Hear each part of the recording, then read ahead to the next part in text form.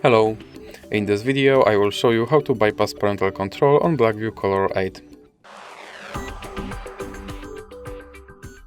So you have to start by opening your Google application, then click on your avatar and click on Google account.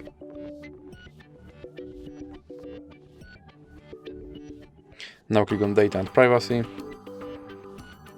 and here you have to scroll down and click on Delete your Google account. Now you have to enter your password, and now you have to scroll all the way down and check these two checkboxes and click Delete account.